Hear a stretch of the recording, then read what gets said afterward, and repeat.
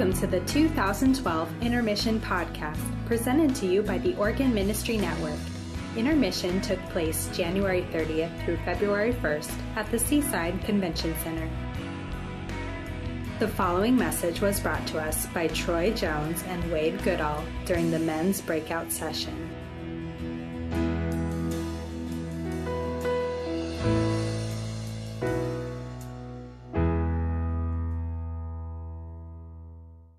Haven't you enjoyed these two gentlemen and their sharing, their openness to us? Absolutely. It's a privilege to be on the platform with them and share with us. And we've got some questions we're going to ask them. And if time permits, we're going to ask you to shoot a question or two to us as well if you have one. But thanks again for your openness and your sharing. I think it's quite interesting that both of you did not grow up in Christian homes and didn't have a historic Christian background. And to hear again your testimony today, Wayde, was very inspiring and very insightful. So maybe you're going to touch on this tonight, and if so, we'll just say, if I ask you any question, Troy, that where you're going to touch on tonight, don't hesitate to just say, I'm going to talk about that this evening. But you're in a historic church. You mentioned that last night. A church about 85 years old. Used to be, was it Renton First Assembly? Yeah, Renton Assembly, yep. Yeah. When I got saved at the church, it was Renton Assembly, so. Renton Assembly. And are you going to talk a little bit about how you came to know the Lord? I will. I'll briefly share that a little bit tonight okay. and get into the story there. All right, so now you're the pastor of this historic church. You're a young man with vision and dream and excitement, and you can see all this stuff changing and things moving forward, and you're in a church that has had some great history, by the way. It's not a church filled with turmoil and conflict, but it's a healthy church. And you've been around that church, you grew up in the church, and so on, you served in the staff and so on. So how do you lead a church like that? How do you lead them anywhere else? They already have arrived, they think. And that's like a 3-hour seminar right there. Is how to do that. But how many people are in a good established church that's been around more than 50 years? You're in that church? Yeah, let me, just a couple thoughts, and honestly, we could dialogue on that forever. Because there's this big movement of church planting right now, and I love church planting. I think it's awesome. But it takes a different wiring to pastor an established church versus a church plant. That's huge to get that. So many of us are listening to preachers are all talking about church planting, or churches that they have planted, and it's awesome. But the fact is they planted those churches, and you have a different set of questions you have to ask. So that's the first thing I want to make very clear. It's a different wiring to pastor a church that's established, that's a good church, depending on its background, versus a church plant. You have to move slower, but still move. You have to make changes at the right time. And I will say this, it's just so much in this conversation, because I made some really critical mistakes at the beginning, thinking everyone's just going to follow me because they love me. But you have to kind of find the rhythm of your church. You have to get a vision. And the thing that you have to do is you have to sincerely, being authentic, not kind of cheesy, but you have to learn how to honor the past and build on the past and not ignore it. And so the greatest thing that I did, like my first 2-3 years, the thing is I understood the influencers in the church. I understood the past of the church. And at every time, every change, I try to tie that change into the past. I try to tie it in to that context and tie it into Scripture. Anytime you can tie it into Scripture and what we're doing, and slowly but in a steady way lead your people, it's huge. And so the first day that we moved in the new building, we brought Pastor Tapper that bought the land in 1980. And the first thing I did at the brand new building is I walked up there, and Pastor Tapper was right on my arm. And I said, ladies and gentlemen, we are here today because of Pastor Tapper. And you guys want to clap, right? There's something that happens, and you're not doing that to manipulate, or you're not doing that to be whatever. You're doing it because you sincerely believe that you're on the shoulders of great people, and you need to honor that. And I would encourage you, and I encourage all, if you're doing an established church, find someone that actually has done an established church, get their ear, ask questions, how to walk through that with wisdom. But it's just huge, huge, huge. It's a different gift mix in planning a church, and you have to kind of figure that out, or you'll hurt people. You'll crash the systems if you don't figure out how to do that in a slow and steady way. Great. Any thought, Wayde? Well, I followed Ron McManus and Randall Ross. You followed Rick Ross. Yeah, right. The Rosses. Yeah, the Ross. Strong leaders. Yeah, and I couldn't be Rick, and I couldn't be Ron McManus. But Ron McManus, I honored him. Ron McManus had terminal 4 cancer at one time, and I would go in and speak at his church, and I'm not from the South. I'm kind of from this region of the country, really. And so, but I would go in there, and I'd speak there. And so, but I honored Randall, and I honored Randall Ross, my predecessor. He lasted 22 months after Ron McManus. And Randall called me one day after I'd been there for 3 years. He said, Wayde, you better get out of there. They're going to kill you. And he said, there's 200 or 300 people in that church that just really want to destroy any pastor. He said, that's why I left at 22 months and went to Naperville, Illinois. I said, why didn't you tell me this before I got here?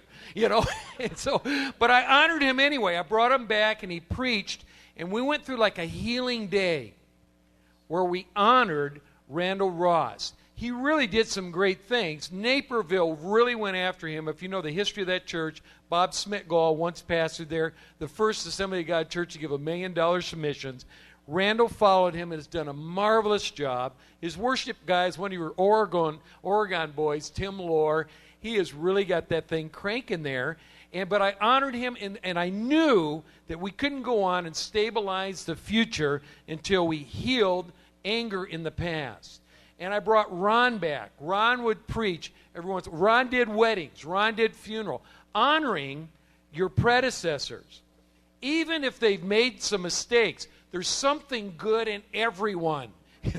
Honor them, because these people have relationships. If we go into a church and we want to take it to the next level, we got to understand that if we badmouth predecessors, we're bad-mouthing relationships. A lot of those people came to Jesus because of them. A lot of them, their marriages got healed. They were baptized in the Holy Spirit. Miracles happen in their life, and they're tied in. So, again, it's not manipulation. It's honoring them. Then you move it slowly. You big circle. Can't change anything overnight. And so I set a few goals at a time. Pick my battles carefully and fight one at a time. Where do I want to go? Walk slow, and then when I feel like I got a grip on it and they caught on, I move on to the next. We all have a lot of vision in these areas, but kind of pacing yourself and honoring the predecessors. I'm with you. Yeah. And you've done that. Oh, yeah. One thing I'd say that is huge is I decided making some changes immediately is important, but you just can't make too many. If I was coaching you and you're going, okay, brand new church, has good history, only make your changes, and this is important, with Sundays. Okay, leave everything else alone for a while. So I had a pastor come to me, listen, blah, blah, blah, blah. I just say, here, of the 10 things that you feel like you want to change, only focus on the 3, and I pointed them that impact is Sunday. Leave the rest alone. And I can give you my reasoning behind that, but boy, bottom line is if you can get Sundays going, you can get your preaching going, get the worship going in the right direction, get the environment feeling good, you'll gain enough new people to earn that change to make the other ones. So you don't have to worry about Royal Rangers right now, or women's ministry, or that deacon that you don't like. I can't say this, only worry about Sunday. Your preaching, the worship, the flow of the service, the times of the service, your environment, what you're going to do. Leverage all your credibility to Sunday and let that gain you the momentum for the future. Good. Well, thank you. Let's pick up on a couple of things you've said thus far, something you just were talking about, preparation. And Wayde, some of what you've written has really driven you out of your concern for ministers today and their preparation for message and so on. Talk to us a little bit about that. And I want to lead that into maybe sharing a little bit more of what you shared about how you've taken time away and prepared, and how you set your agenda through the direction of the Spirit. What are some of the tools? But let's talk about a little bit of the concern that you're observing as you've done research and writing on preparation and people being prepared for their ministry. One of the reasons I write books is I say to myself, why doesn't someone say something about that? I'm constantly asking the why question that you brought up so aptly last night. Why? About me and about people in general. And so when I put the Why Great Men Fall book together, I thought, why doesn't someone say something? We'd gone through the Swaggart, the Baker, on and on and on, and we all have stories. And then the front page of USA Today, every time a congressperson or a president, why do they do this? They have so much going on. And so I want to answer those kinds of questions, and also us. What can help us? When I saw the 800 helpline being developed and created, and so many of us calling that line, I started doing demographics. Now we don't keep any names. We don't know any names of anyone that calls. Everyone's assigned a number, but we do have zip codes. And by the way, we shred all the phone call numbers every month, unless it's a suicide or a child molestation issue. We try to track that down. If it's a suicide wish, there's a death wish, we try to get back to them, find a way. Or if it's child molestation, we try to get back to them and stay on that. But and I started noticing demographics, what was going on, issues that kind of standing out. And started saying, well, what does the Word say about this?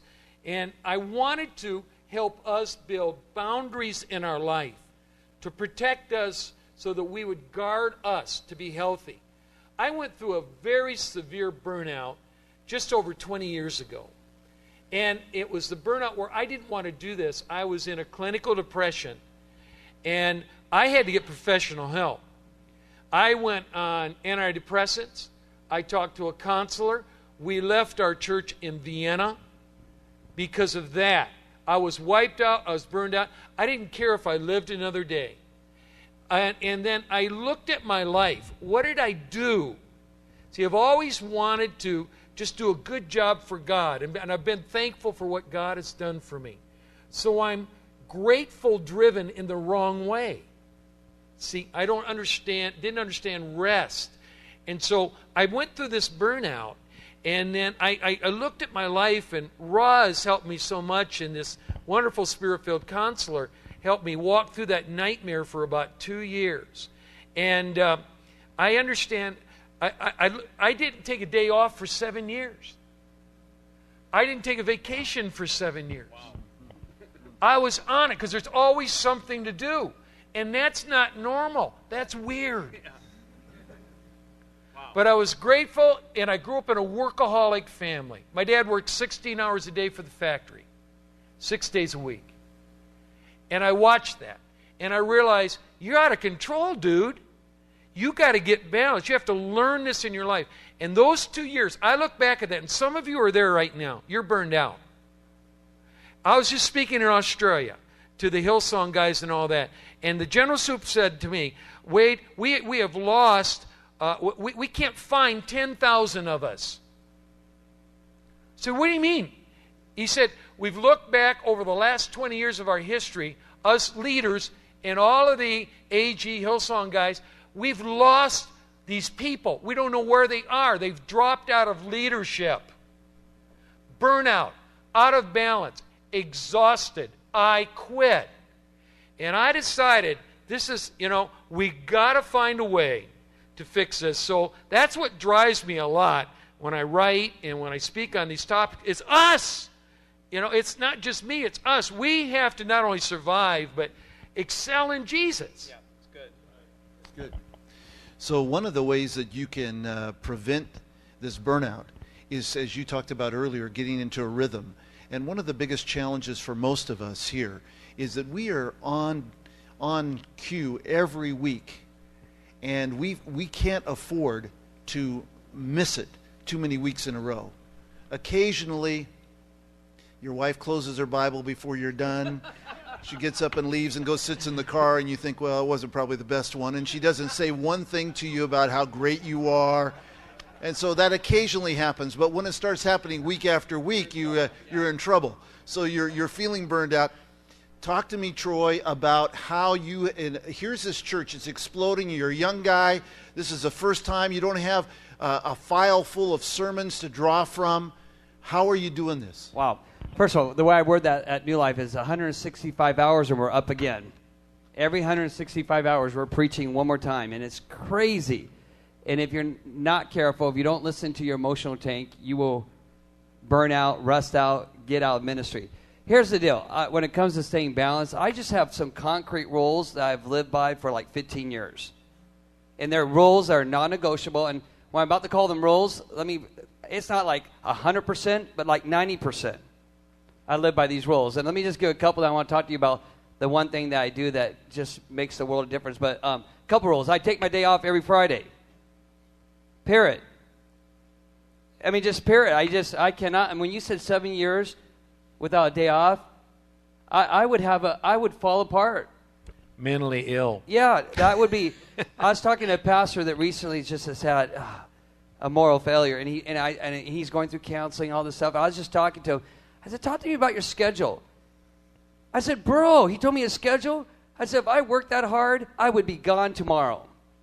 So, like, even one of the things you mentioned that you work 55 hours, not lazy, but like 45 to 50, and I'm done. The church gets that, and they just don't get any more of me than that. And I know that sounds crazy because it's just, I don't care how big the church is or how small, I'm working 45 to 50 hours. I'm off on Friday. I'm dating my wife every Friday night. There's another concrete rule. I take my wife on a date every Friday night, not every 90%. If you're not dating your wife, find a babysitter and go date your wife. Seriously. So, it costs money. Who cares? It's cheaper than another mortgage you may have one day if you don't get that right. It's cheaper than you losing your ministry. Right. Date your wife. People say, what do you do on a date? I go, oh, dear God, that you ask what you do on a date. You have energy for your church, put energy in your wife. We get up, we enjoy the day, we pay bills, we walk in the mall, we go see a movie, we have awesome sex. It's incredible. Honestly, if you're not dating your wife, I just go, come on, you need to stop, like, everything. Anyways, that's okay. I can go on and on these things, but I'm with you on balance, but it just takes concrete boundaries. I will date my wife. By the way, I won't work any more than 3 nights a week. Those of you who are working 4, 5, 6 nights a week, I say shame on you, but I'm just going, you can't handle that. That's not how God designed your body. All right. Twice a year, I do a prayer and planning retreat. I've done this for like 15 years. I get away 3 days, 2 nights. And by the way, the church pays this. So I don't know how to influence your church to pay that, but give me your board. I'll tell them to pay for this, okay? But we get away. Jana comes with me. The last about 3 or 4 years, Jan decided to invite my wife with me. I was doing it before alone. Go away, find a hotel, find a cabin, like I used to do it at one of the camps. And literally, in those 2 nights, 3 days, I just spend time, a couple things, hearing from God, having my journal open, my Bible, trying to hear what God is saying to New Life, trying to carve out some general direction for sermons. So my goal is to hear from God, get refreshed, have a great time with my wife. The reason I bring her, she knows it, is because in the evenings we get to have good sex, so it makes the prayer time easier. Makes me, I hear from God easier when that happens.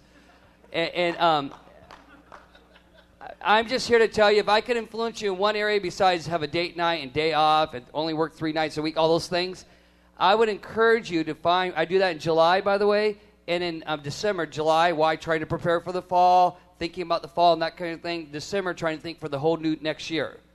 The last week of the year, that week where everyone's gone anyways and no one's working, that week is where I do that, the last week of December, and then some kind of mid-July.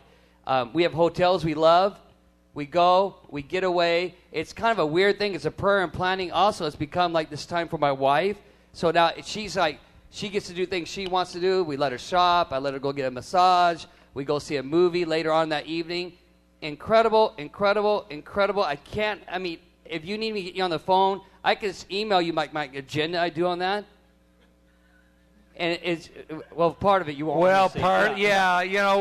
That would get a little bit. I don't need all that information. No. But, Bill, that's why I would encourage leaders, find time to get away. You're right. And get ahead. You're right. You got that now? Most of us are stuck on one part of that, but Let me just, Wayde, I'm not the senior pastor. I'm an associate. You and I have worked in some great churches, and we worked in the same church. Very demanding. Schedule was very demanding. Most people skate through life, but we didn't skate in that church. We were running. So I'm an associate pastor, and any other advice you would give? And you wrote a book about this, Troy, and you have available out, and people have been reading it. It's like 10 years old, but people still think it's hot off the press. We've all served in a capacity of support to someone else, which means sometimes our schedules are not as flexible as if I was a senior pastor. I don't think our lead pastor said, hey, why don't you guys take a couple of times a year to go away for 3 or 4 days and plan out your year. I don't think that happened. So tell me about the associate, because a lot of us here are in those roles of support. Well, one, I just enjoy ministry. I don't care if I'm the senior guy, the associate guy. It doesn't make any difference to me. There is just like no pecking order on God's call in your life. It's God's call. And I'm happy with that. And those roles, when I've been in them, I just have been content. And so part of it too, I don't know if it's a military background in the service, but I oftentimes, if I worked for Troy, I'd stop by his office and say, Troy, you need anything else done today? And just kind of, or encourage him, be there for him, and just say, because there's always something, or just them knowing that you got their back. But you being content, not wanting their job, that kind of stuff. And so that chemistry between you and whoever your boss is. By the way, like Bob Dylan says, you're always going to serve somebody, And I'm a dean. I have a president. I have a provost. I have a board. I work for Bill. He's on the board. I work for the students. And so you're serving that whole attitude. And I just enjoy the fact that God has asked me to do something. When I don't know how to do something, he said, oh, good, I get to learn something new, and just that kind of an attitude. But when you're wanting to grow out of that all the time, let God lead you. I pray Proverbs 16:3 almost every day. And it says, present your plans to the Lord, and he will make you a success. Just give them to God. He will guide your steps, direct your paths. No question about it. This is not a political thing that we do. This is a supernatural thing that we do. This is spiritual. And so we've worked for a same person, and they're different. And you don't get a lot of attaboys sometimes. You're doing great. So glad you're here. A lot of times, the first pastor I worked for, some of you would know them. I was fresh into the ministry, fresh out of undergraduate school. And I was so nervous I couldn't give announcements. I mean, he would listen to me pray in tongues and try to correct me. And after 6 months, he said to me, Wayde, are you sure you're called to do this? And I looked at him and I said, sir, if I were God, I wouldn't have picked me either. But I'm not God, and you're not God, but God, picked me to do this. So I didn't stick my tongue out, and I didn't say, go where you. I said, you didn't call me, I didn't call me, God called me, and I did say, I'm going to give this my best shot. That's a great line too, because I've worked with over 250 associate pastors, and had many of them around the table with me. But to have an associate indicate that they're willing to learn and serve gives me a desire to make sure I have an environment that's safe and healthy for them. What are some points, Troy? Yeah, well, I was a great associate. But sometimes now, being senior pastor for 8 years, I'd like to go back and be associate. I'd be a better one. I honestly would. Again, that's another whole seminar, but a couple of things that come to my mind. First of all, absolutely be loyal. Right. Wow. 100%.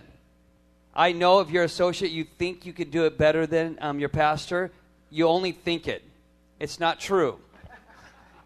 Senior pastor is a lot like having kids. I used to really know how to senior pastor 10 years ago. Now I've been done it for 8 years. I know very little. It's like kids. I've raised kids. I have no idea how to tell you how to raise kids now. And I realize there's that edge, and you're a young leader, and you think you could do it better. Man, you just need to walk humbly before God and trust God in His timing. You need to be absolutely 100% loyal to your lead guy, 100%. And here's the other thing, two other things here, is do not allow bitterness to set in for any reason. No matter, even if your senior pastor's an idiot, don't get bitter. Because one day you will be an idiot to your staff. Right. Trust me. Trust me. Like, I'm going, I never thought I would be the idiot. Do not get bitter. And then the other thing that I think is big today that wasn't big in my associate type days is that there's this tendency today to compare your senior pastor to Stephen Furtick, Andy Stanley, Mark Driscoll. Don't. You are only seeing the centerfold of those guys' ministry. It is not fair for you to compare your senior pastor to that guy. Just not. It's pornography, spiritual pornography. You're comparing your pastor to someone else. It's not fair. Serve your senior pastor. You're there, called by God. If it's for a year, if it's 10 years, serve, be loyal, make him the hero. Let him coach you, mentor you. Man, I can just go on and on forever on this whole subject. But you do not understand. If you're not the lead guy, you do not understand the pressure that your senior pastor has when he steps up there to preach every week. You don't understand the offering. You don't understand the attendance. You don't understand there's an elder that's acting like an idiot. You don't understand when you say, well, you need to change that. You may be 100% right. He needs to change that. But you don't understand the courage it takes for him to actually make that change. So if you're an associate, don't be an idiot. Serve your senior pastor. Good word. Good word. And all the senior pastors said? That's great. That's great. Let's talk a little bit about you, Wayde. You mentioned, and Troy, you've talked about this too, is in order for us to be good leaders, we have to keep growing. And so what are some personal ways that you grow? What are some things that you have put into place in your life that are helping you move beyond that idea, I have arrived? Well, I think I know me, and there's so many things I don't do well. So many mistakes I make, but I'm trying to get better. And I realize that I'm not perfect. I need to learn, I need to develop, I need to mature, and it's a lifelong process. We've all heard lifelong learner.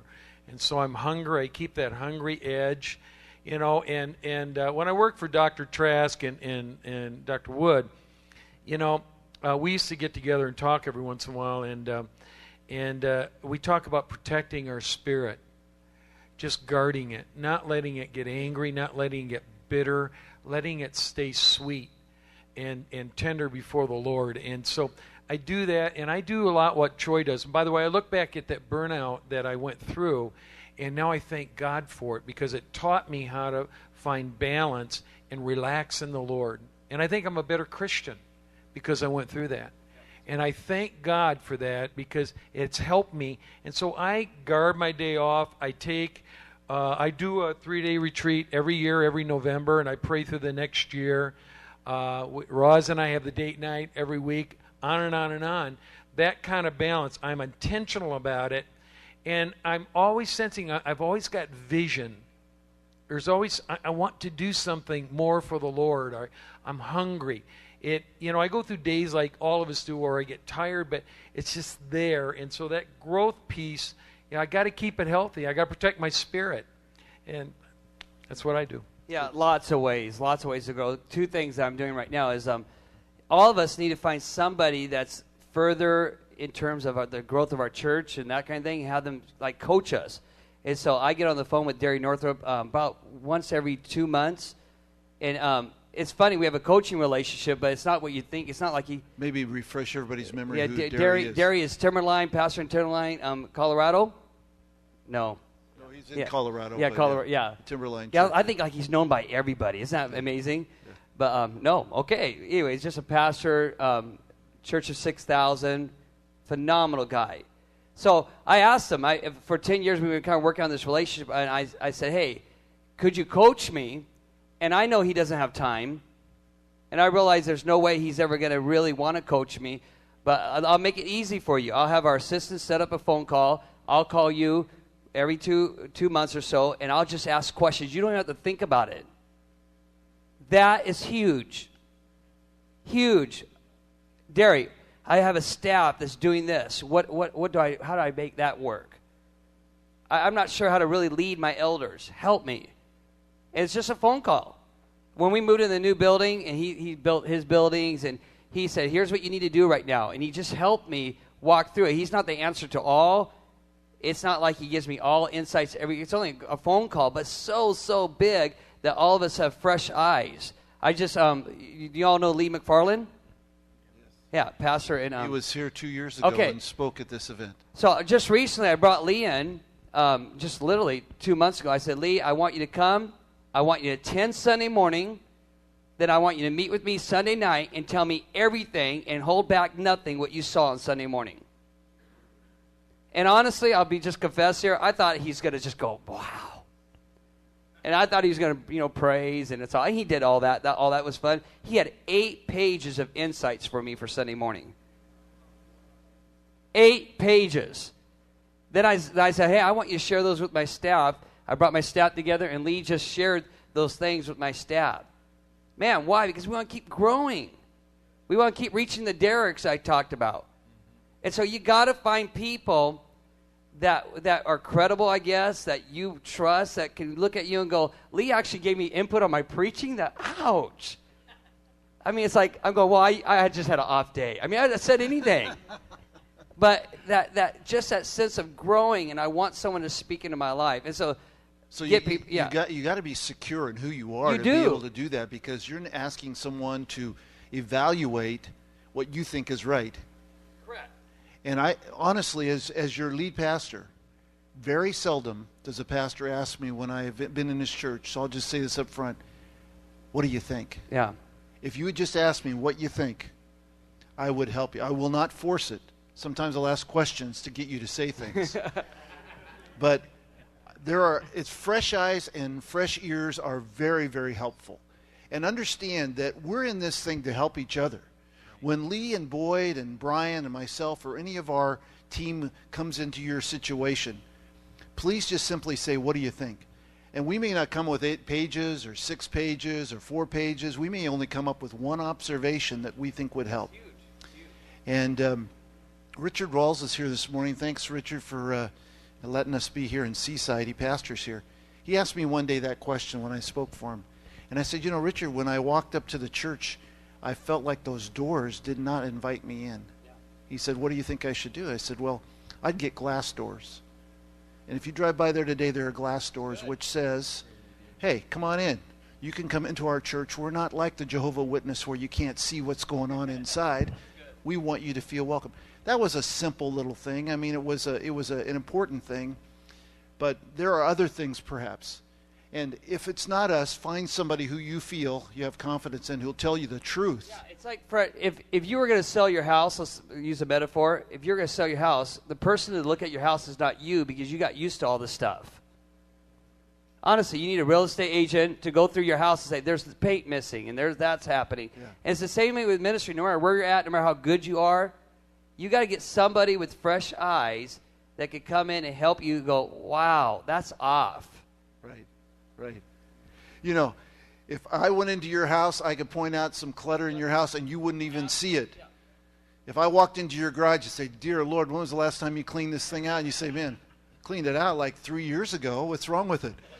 And if you came into my house, you'd see the same thing. You'd say, how come you got those books stacked over there on that side? Now, if you went into Boyd Power's house, there's not one thing out of place, I'll tell you right now. Everything has a perfect spot. I think they have a dumpster that comes every month and they throw stuff away. But if you came to my house, you would see things and I'd say, man, I didn't even see that. I didn't see that mark on the wall. And that's really what you're saying. He actually said things. I thought he was lying to me. He said, you have an old man that walks around and he looks like he's senile. And I'm going, what? Didn't believe him. Here's why I didn't believe him. this old man I've known for 30 years, and he's a grandpa to me. And I ignore him because he's awesome. But Lee's going, he's distracting the mission of God of New Life. Wow. And I didn't believe him. I said, who are you talking about? And then finally my staff said, he's talking about Sam. I'm going, no, Sam's awesome. Things like that. And I can give you 8 pages of things like that. That I'm going, wow. I mean, anyways, you got to get fresh eyes. I'm going forever. What do you do about it? What did you do about Sam? Where is Sam now? Is he still coming? Yeah. Bro, because that's the secret of leading a church of 85-year history. What do you do with Sam? That's the tough thing. And what we did with Sam, my heart broke because I agreed with Lee. What we did is my wife is gracious, and she just, hey, Sam, you're like awesome. Like, this church is built upon you, and we need you to really start your ministry over here. And so we directed him. We have one church, 2 campuses, and we also have 2 auditoriums on actual Sunday morning. We have a service called Softer Sundays. So we directed his ministry towards Softer Sundays. He said, you need to get in there. We need your energy in there. We need you to pour in there. So we just redirected him. And well, I wish I had time. How to have conversations with people that love God but are hindering your ministry is huge. Sam, you're awesome, but we need you to go over here and serve, and you do it in a way that just honors him and honors God.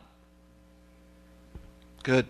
Hey, let's talk about electronic information, internet. You know, there was a day when we worked for the pastor we worked for, if he ever saw a phone slip on your desk that you didn't return the call to, he'd bring it up in front of 17 or 18 of your associate pastor friends. What's the phone? You used to get phone slips. Oh, yeah, phone, right. So, you know, that's how people communicate. Your assistant or your secretary or somebody wrote a note and said, John Smith called you, you're supposed to call him back, and you left it. I remember going in there one time to a staff meeting, and they're all of us sitting around the table, and he said, Clyde, I went by your office after you left, and I noticed there's 10 phone slips here. You never called them back. How come? Well, I'll tell you what, man, I'm never going to leave a slip on my desk.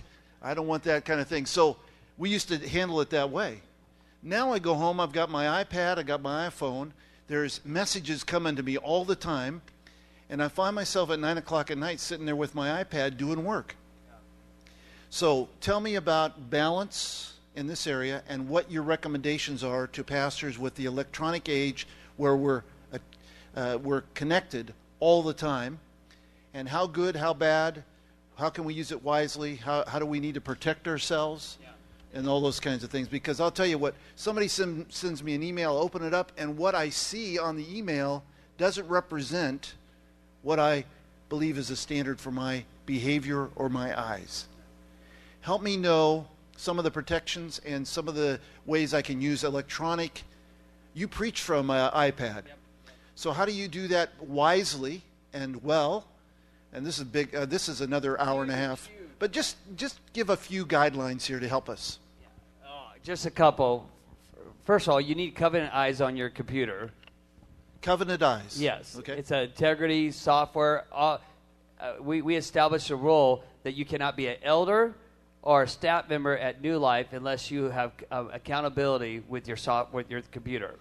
So that's the first thing. I would influence you big time on that. And we pay for it for all of our board members. We pay for it for all of our staff. They also can have it in their family. Just number one, you got to get it's Covenant Eyes, and what's the other one out there? Triple X. Triple X. Yeah, we use Covenant Eyes. I have no idea which one's better. So that's one thing. Again, it's such a big subject, but I'm just trying to give some nuggets. The other thing I would just say to people is don't text when you drive. Okay, is that good, right? But I tell my staff that you cannot, and again, agree or disagree, this is just how we handle it, no iPhones or iPads in our staff meetings. Yeah, I want you to focus. And I maybe that dates me, I have no idea, but boy, there needs to be times of focus and time of energy. My wife and I have agreements, like when she could be on Facebook, and she's on Facebook more than me. She'll actually talk about Facebook over with the ladies. I think it's just awesome and destructive all at the same time. And so my wife and I have rules. It was just kind of emotional rules. Like, it's usually, this is not the time we're going to be on email. But at the same time we get home, we kind of both get in our little secret thing. Not secret, but like, let's check it, but then set it down. So I think you need to have rules with your wife and talk about it all the time. Sunday morning, I tell my staff, if you send out a tweet or if you check your Facebook, you cannot do it in front of people. So even if that means you just go in your office real quick, make that happen, because I think it's rude. I actually think it's rude. Now, with all that said, I think it's also incredible. We use Twitter, we use Facebook, I have a blog, we use all of it, but just like anything, you have to establish some rules that seem a little bit legalistic, but they're there just to protect, they're there to guide. And anyways, those are a couple thoughts. You buy as much technology as you can afford, and don't let it control your life. You control it, it doesn't control you. So for your church, we have technology. For your ministry, you have technology as much as you can afford. Don't overextend yourself. Get what you can afford. Live on a budget. But then, in your own personal life, I'm not going to let it control me. I have certain times that I answer emails, and I get a lot of emails from all over the place. Certain times, I do it in the morning. I usually clear my emails twice a day. And I keep up with them, and then I kind of prioritize them. I'm on the internet every day because I do all my research when I'm writing, and I'm always writing a new book or doing something. I have never seen pornography on the internet, not once in my life. But I have safeguards on my computer, and that was mandatory when I was a pastor. That's mandatory for my team at Northwest right now. Safeguards on your computer, but then even that, though you have that, there's ways to sneak around it. So I watch words, and when I see a word or I see a questionable something, I hit delete. I don't even open it. I don't want to go there at all. You know, I have a funny Facebook story. The other day, you know, you get in Facebook requests, kind of pretty often, and so I got this Facebook request, and I said, Roz, this person sounds really familiar. And I said, do you know this person? They just sound familiar. They want to be my friend. She said, yeah, it's the girl you were engaged to before you came to Christ. I said, oh. And she said, why does she want to be your friend? I said, I get it. No friend. I don't even. So anything you wonder about like that, anything that would offend your wife, bother her, she has all my access codes. My secretary has my access codes. You can have my access code. Because I want to be accountable. You can ask me anything. You can go on my computer anytime you want. It's just that accountability, being careful, and there's balance in all of that. You own your life. You own your time. If you don't control your time, something or someone else will. That's right. It's good. I think in coaching, Wayde, we talk about when it comes to electronics, to set aside, just as you said, certain times of the day, because early on, when that bell rang or you got mail sound came up, you immediately wanted to see who it was. It was like running to the mailbox every 5 minutes. And you felt obligated, especially if you're highly relational, to respond immediately. But I like your idea of suggesting setting aside specific times of the day where I'm going to give attention to that. The rest of the time I have other responsibilities and jobs. And you're right, I've been in some meetings, executive meetings, high-level meetings, where a guy's over there with his iPhone, and you wonder if he's taking notes or watching the game. So those are some good rules or suggestions that would be helpful to us. Yeah. Gentlemen, we have thoroughly enjoyed these few minutes together, getting up a little more personal and close, some things we felt we could talk about. Is there anything else you'd like to say to this group of, these are just the guys here today? Anything else that you feel that you'd like to say? I respect you and honor you, think the world of you. You're a call of God, and wow, thanks for doing all you do. Great. And by the way, you're in a great district. Yeah. This is a cool district. Yeah, it is. It is. Again, and I'll share more tonight. My burden is, I just feel like we just need to step up and lead as pastors. Mm-hmm. And we're got all this stuff going around us, all these opinions, and at the end of the day, you're the called one. If you believe God's put you there, you really need to step up and provide that leadership with humility and character. And don't get lost in the game of comparing yourself to everybody, because it really is not as good as it all looks. It's just not. The thing that's awesome, I do this often. I'll go like this. If I could just start all over, and I'll come down the hill of my church, I'd go like this. I would want to marry that lady again. I'm referring to my wife, obviously, but I would want to pastor that church. And often I'll just go, I want to do that again. And find that. Stop. We all think it's better somewhere else. We really do. And I think that's why we change a lot and that kind of thing. God's called you. Step up and lead.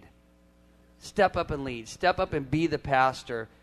And even when you're not clear, even when you're uncertain, you still have to be clear. Be clear even when you're not clear. Bring clarity to your church. Yeah, I just believe that God will lead you in that. Good.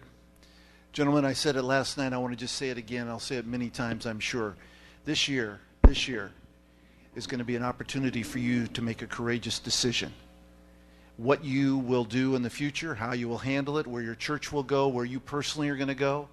It may be setting a goal to do something you've always wanted to do, whether that is take a trip or write a book or step out of your comfort zone and do something different in ministry. Whatever it is, this is a year, and I believe this is the year of courage for the Oregon Ministry Network as a whole. Many of our churches have been stuck, and it's time for us to be courageous leaders to say, okay, we no longer will take mediocre as our standard. Good. We will take a step forward. Mediocre means halfway up a stony mountain, and I have tried to climb a mountain halfway, and it's no fun. Let's go all the way with the Lord. Let's dream big dreams and visions. Let's get things in order. And let's be healthy leaders and build healthy churches. How about that?